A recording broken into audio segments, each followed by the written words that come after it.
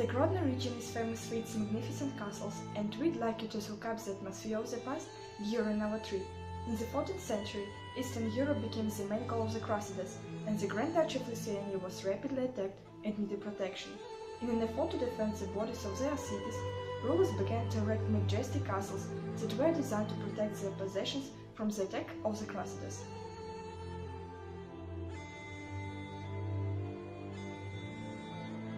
One of the most popular castles of the Grodno region and the whole country is Mir Castle, the UNESCO World Heritage Committee named 690 building of exceptional world value in 122 countries, one of which is the Mir Castle complex.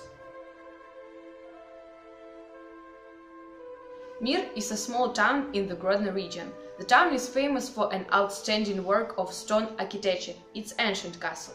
Approaching Mir, you can notice the castle at a distance. Its great towers, tall walls, and palace of 3 stories keep mysterious traces of the past and look majestic now, after the reconstruction.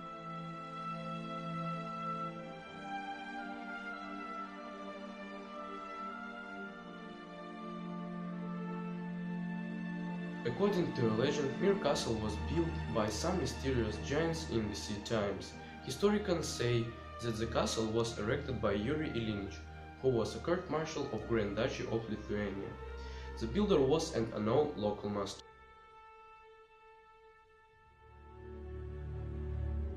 The Napoleonic period was a dark time for Mir Belarus, and the castle was damaged and abandoned for more than a century.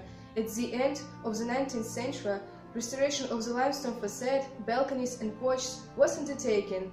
The castle stayed in the hands of the Svitopolk-Mirsky family, passed down in generations until 1939. When the Nazis arrived in Mir, Belarus, they occupied the building and said they were building it again to house the local Jewish population. The castle was made a UNESCO World Heritage Site in 2000 for being an excellent example of a Central European castle and to preserve this cultural monument for future generations.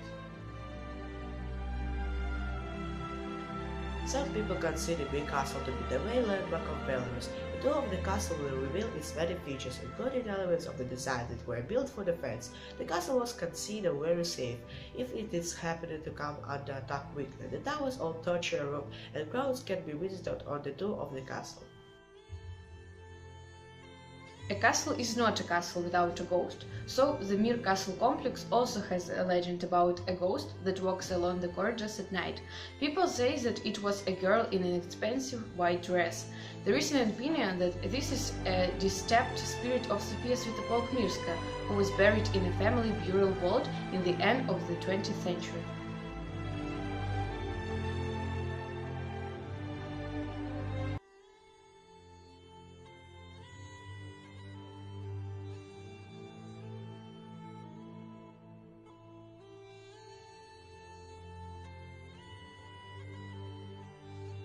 The next point is the main attraction of our native town, Novogrudok, the ruins of Novogrudok Castle. Novogrudok Castle was built in the middle of the 13th century. It played the main role in the defense of the ancient city of Novogrudok, which was known from the 11th century. Novogrudok fortress was the largest in Belarusian lands. It consisted of 7 towers and was built on the top of a high hill. According to one version, Mindovk was crowned in Novogrudok in 1253.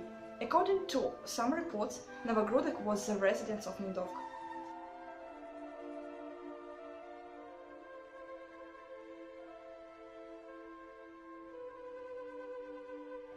In 1422, there was a wedding of 73 years old Polish King Jogaila and 16 years old Princess Sofia Golshanskaya.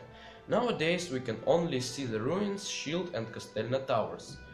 Local people can tell a lot of legend about the Novogrudok castle, which they heard from their grandfathers.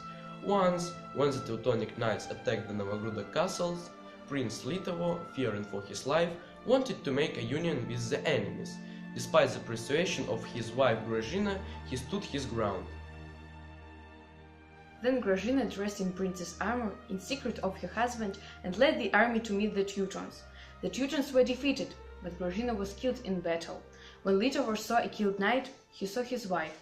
In honor of her heroism, the lake near the castle called Litovka.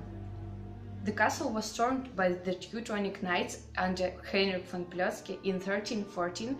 Although the attack was not successful, the tower was destroyed. During the reign of Lida the Great, 4 new stone towers were added to the system of Novogrudok fortification. In the 17th century, the main castle boasted 7 towers apart from those of the lesser castle. Novogrudok was one of the forts surrounded by the Crimean Tatars in the 16th century.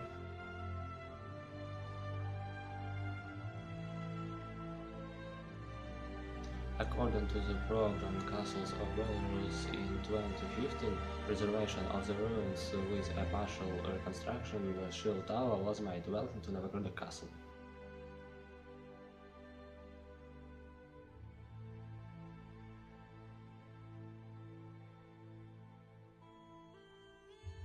We continue our trip, as the next place to visit is Lyubcha, which is located 20 kilometers from Novogrudok. Standing on the high bank of the mighty river Neman, the ancient Lyubcha castle is hidden in the splendid ring of the old trees and fragrant motley herbs. The name of the town where the castle is situated apparently comes from the word love that sounds like Lyubov in the Russian language. There is a legend according to which it was near the river Neman where the Duke Mindaugas met a girl and fell in love for her at first sight. The castle was built by Jan Kiška, who was the owner in the town in the second half of the 16th century. Kiška, one of the most richest magnates of those times, until the castle was all wooden. The only exception was the threatening and unattackable entry tower.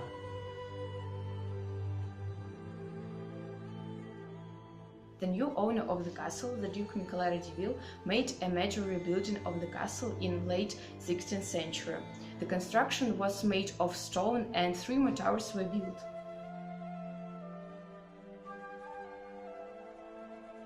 In the middle of 17th century, the Duke Janusz Radziwill, Great Hetman of Lithuania, won several victories over the Ukrainian Cossacks, but it cost him his estate. The castle was conquered and burned by the army of Hetman Ivan Zolotarenko in 1655, and most of the population was killed. It was only in the 19th century when the fortress was reanimated. Today, the castle is still filled with the Middle Age spirit, and it seems like the clock hands shortened the snail here. Lyubcha is home of love, and love has nothing to do with the time.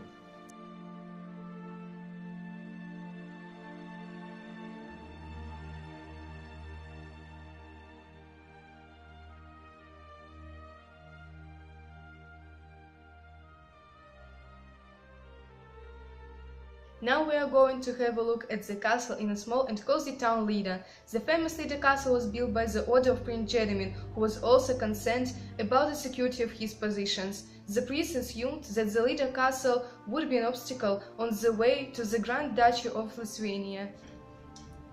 In 1323, the prince signed a decree on the construction of the castle. Its erection ended in 1328.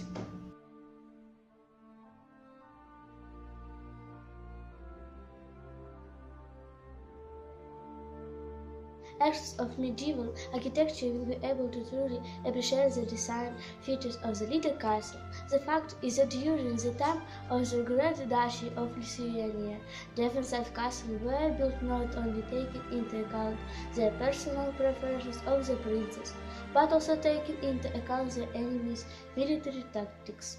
Lida castle was built in the likeness of fortresses in northern Europe, which were majestic structures with high stone walls behind which was the garrison.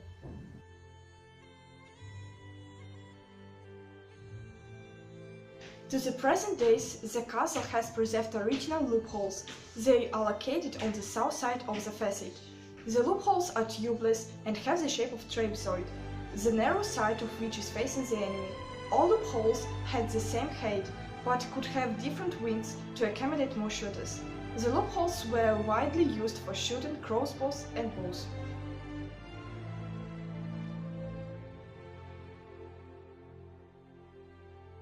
There is a famous story about the heroic defense of the fortress. Legend has it that in 1394 Prince Krevo, despite the oblivious defeat, ordered all the soldiers to defend the castle to the last breath, but he escaped through the secret passage, leaving his troops alone with the enemies. The outcome of this battle is not difficult to imagine. All the soldiers died. Since then, their ghosts roam the corridors of the castle.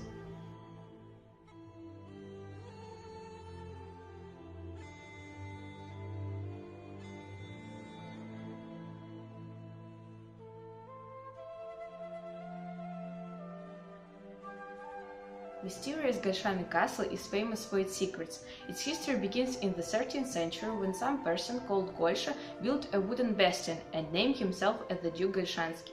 Later on, many representatives of this family were pretending for the throne, but the history knows that only 16-year-old Sofia Golshanskaya, who married 73-year-old Polish king Yagyla and gave birth to the crowned Prince Kazimir.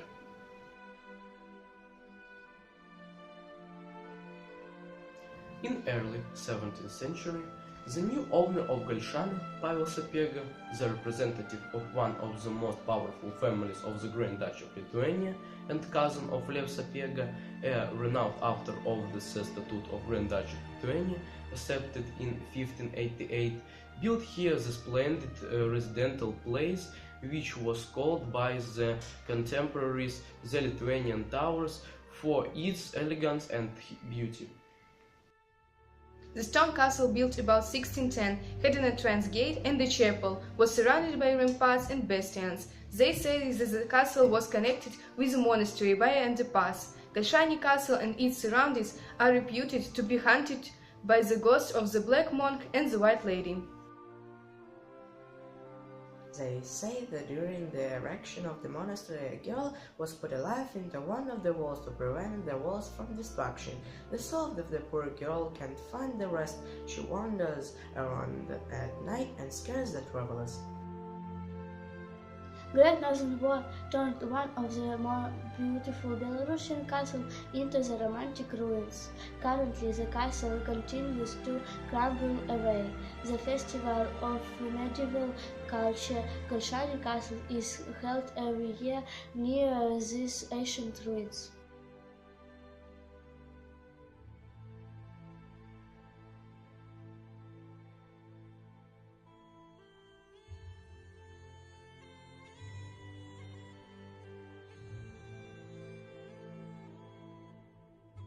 Krevo Castle, built at the beginning of the 14th century, is one of the oldest castles in Belarus, and the first castle, fully made of stone, which survived the siege of Tatas and Moscow forces. During the First World War, the citadel was ruined. This castle uses spin-off intrigues, the bloody crimes and the decisions that changes history and the fates of people. Built in the Roman style from the huge boulders, the castle had only two towers, the Duke's Tower and the smaller tower. On Yagyla's order, his uncle Keistutu, who was claiming for the Grand Duchy of Lithuania throne, was killed in Duke's Tower. The same fate was prepared as well for Vitold, the son of the murdered Fido. But as legend tells, Vitold managed to escape dressed in the woman's clothes. However, it was a bit later when the castle became widely known. In 1385, the Union of Krevo that united Poland and Lithuania into the powerful state, Polish-Lithuanian Commonwealth, was worked out here. In early 16th century, the fortress got the treatment from the Crimea Tatars, but was soon restored.